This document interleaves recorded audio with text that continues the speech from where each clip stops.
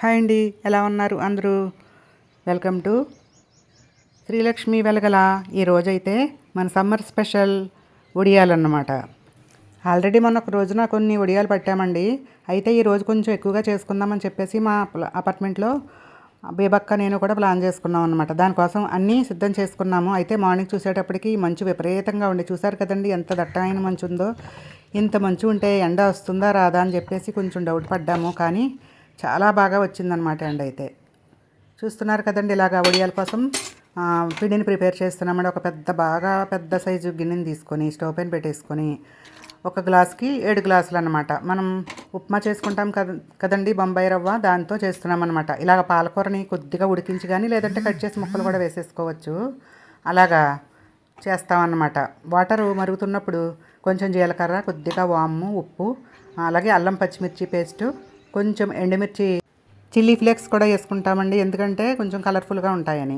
ఇప్పుడు ఇవన్నీ బాగా మరిగిన తర్వాత ఉప్మా రవ్వని వేసేసి బాగా ఉడికిన తర్వాత మనం కట్ చేసి కానీ ఉడికించుకుని కానీ ఉంచుకున్న పాలకూరని యాడ్ చేసేసుకుంటే చాలా కలర్ఫుల్గా, చాలా టేస్టీగా, చాలా బాగుంటాయండి. ఇలాగా పాలకూరని మనం కర్రీలాగా తినమంటే పిల్లలు తినరు కాబట్టి వడియాలాగా చేసి ఇచ్చామనుకోండి హ్యాపీగా తినేస్తారు. వాళ్ళకి విటమిన్స్ కూడా బాగా అందుతాయి అన్నమాట. ఇలాగా ఉడికిన తర్వాత మనం బాగా చల్లారించుకొని, ఇలాగ మాకు వాకిలి చాలా బాగుంటుందండి. పైన టెర్రస్ పైన ఉంటాం కాబట్టి ఇంటి ముందు ఇండివిజువల్ లాగా స్పేస్ ఎక్కువగా ఉంటుందన్నమాట. మా వాచ్మెన్ కుమారి చూడండి నవ్వుకుంటుంది. మా బేబక్క, మా కుమారి, నేను పట్టుకున్నామండి ఇలా వడియాలు. ఒక్కొక్క రోజు ఒక్కొక్కళ్ళు చేసుకుంటూ ఉంటాం అన్నమాట.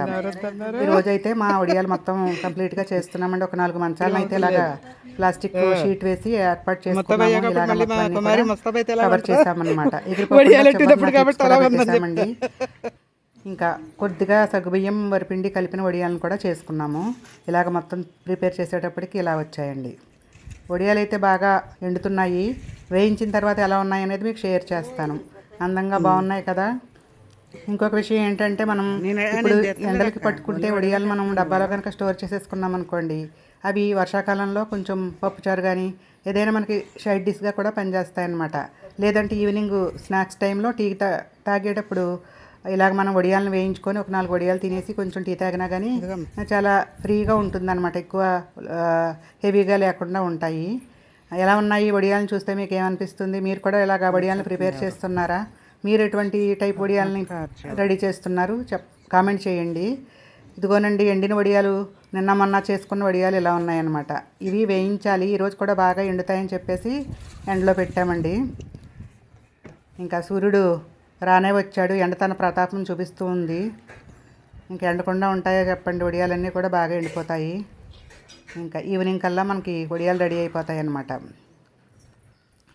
ఏ మాట కామాటే చెప్పుకోవాలండి. మా అపార్ట్మెంట్ అయితే నాకు అసలు చాలా ఇష్టం అనమాట. చుట్టూ మంచి గాలి, వెలుతురు, అన్ని స్పేస్ చాలా బాగుంటుందన్నమాట. ఈవినింగ్ టైంలో మేము ఇక్కడ కూర్చుని ఉంటాము.